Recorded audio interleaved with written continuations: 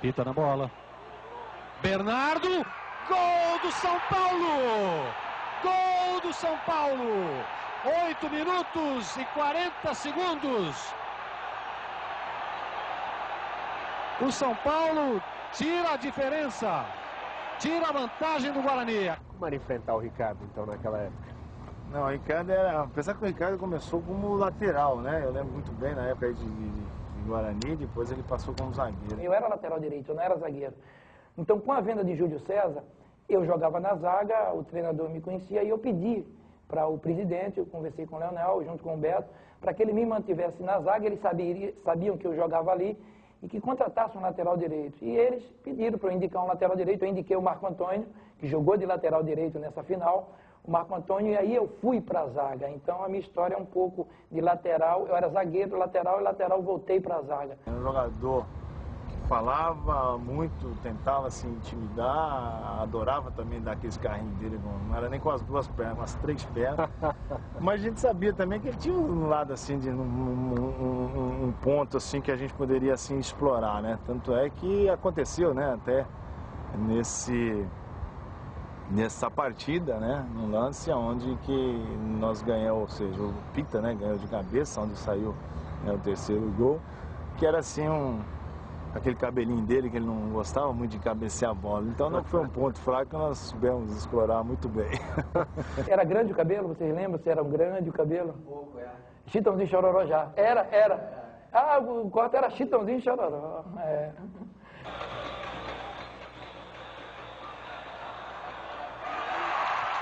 Sai jogando Marco Antônio Boiadeiro, mas entregou mal.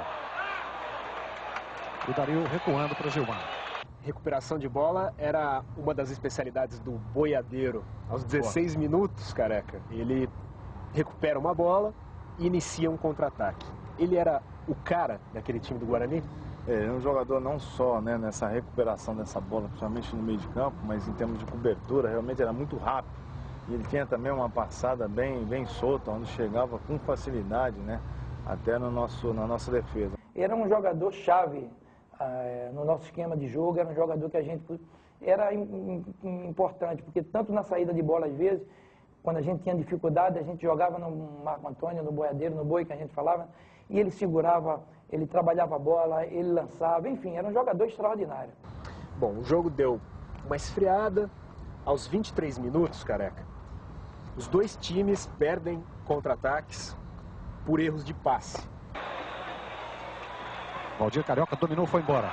Mas a bola fica agora com o Ricardo. Zé Mário. João Paulo. A final traz uma tensão. Existia uma ansiedade muito grande, né?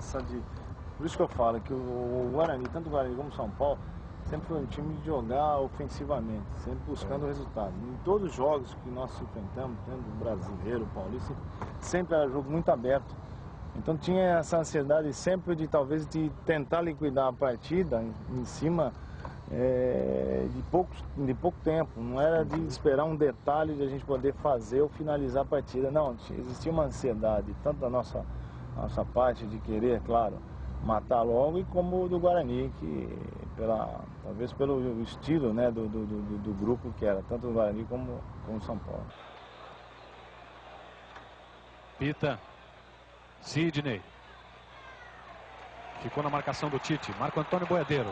Aos 29 minutos, Careca, o ponta esquerda, Sidney, perde mais uma bola tentando pelo meio. O meio era o melhor caminho para ele? Na verdade é o seguinte, nosso time ele tinha, né, começava, né, com os 3 atacantes, só para dar ali o pontapé inicial. Depois voltava.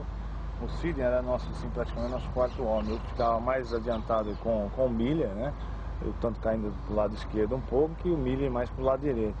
E o Sidney era aquele homem que fechava, ajudava um pouco o meio de campo, que também puxava os contra-ataques. Quando, né, a gente saía rapidamente, ou eu ia pro lado esquerdo, ele vinha pro meio, ou ele saía logo rapidamente pelo lado seu esquerdo, e eu ficava mais central, assim.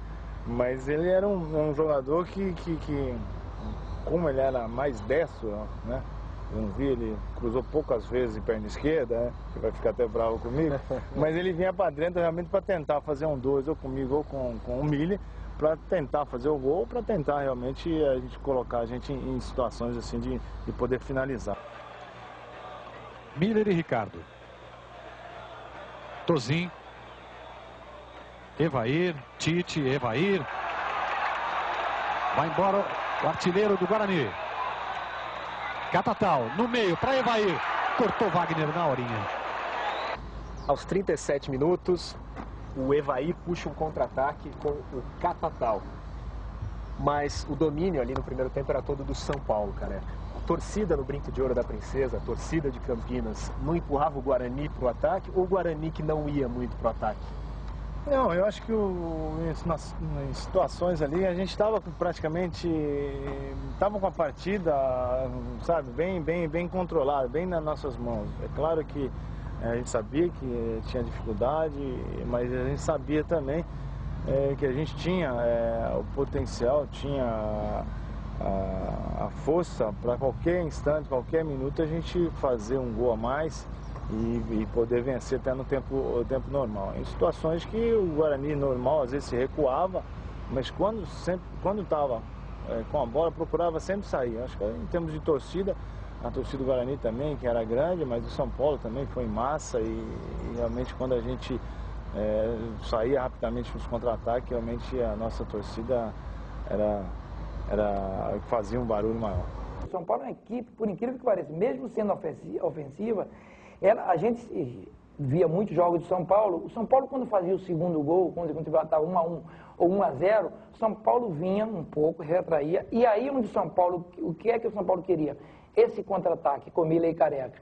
Então, quando o São Paulo fazia 1-0 ou 2, aí o São Paulo é ofensivo. Ele era ofensivo, mas ele atraía um pouco o seu adversário no seu campo.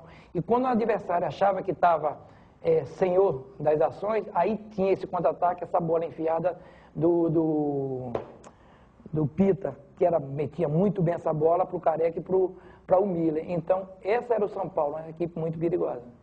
Careca, aos 43 minutos do primeiro tempo, um lance que poderia ter mudado a história daquele jogo, daquela final.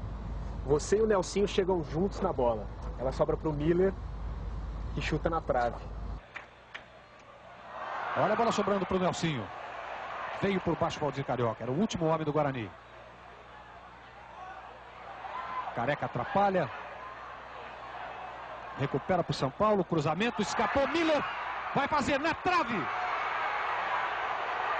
Olha o sufoco na área do Guarani. O Ricardo ficou indeciso, mas acabou saindo bem. A gente pedia sempre calma, né? Sempre paciência e tranquilidade. Não adiantava desespero. Eu acho que a gente tinha que manter sempre a nossa postura, porque tinha muito tempo ainda, né, que podia rolar pela capacidade nossa, pelo time que a gente tinha em campo. Em qualquer instante, qualquer minuto, segundo, a gente poderia fazer um gol. Muito bem, você vai acompanhar agora o segundo tempo da grande decisão do Campeonato Brasileiro de 86. A bola já está rolando. É do Guarani, que procura o jogo lá na frente. O estouro do Tite. Careca, começa o segundo tempo. Voltar e já tentar um gol era uma tática do São Paulo? Porque o São Paulo tinha uma coisa interessante. O São Paulo ele dava uma pressão nos 15 minutos iniciais do primeiro e 15 do segundo. Porque se eles fizessem um gol, era o que eles queriam. Eles faziam um gol e voltavam. Não que retrancavam, mas trazia o time para o seu campo e aí puxava forte para o contra-ataque. Porque os laterais do São Paulo, além de apoiar bem, eles marcavam muito bem. O Nelsinho, eu acho que são poucos laterais que marcavam como o Nelsinho e o Zé. Eles atacavam, mas eles tinham uma diagonal de marcação, tanto o Zé como o Nelsinho, que poucos laterais no Brasil e no mundo tinham. E com menos de um minuto do segundo tempo, uma enfiada do Silas para o Miller e uma grande jogada, um grande lance do Miller para você. Mas o gol não saiu. Valdir Carioca e Careca, Miller para Careca, que lançamento. Se dominar é perigo, bateu prensado contra Ricardo.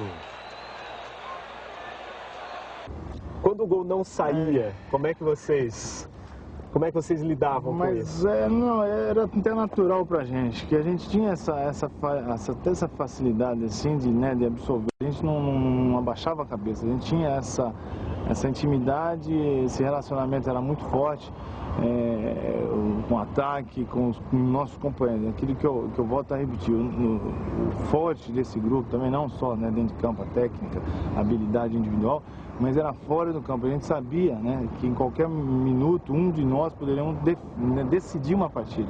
E foi o que aconteceu. Nessa jogada linda com o Sidney e o Emílio, tendo a oportunidade para mim, não conseguindo fazer o gol, mas a gente buscando, a gente chutava às vezes fora, a gente se bobeasse, a gente ia buscar a bola para pôr em jogo, que a gente queria jogo, porque a gente sabia da força nossa. Cara,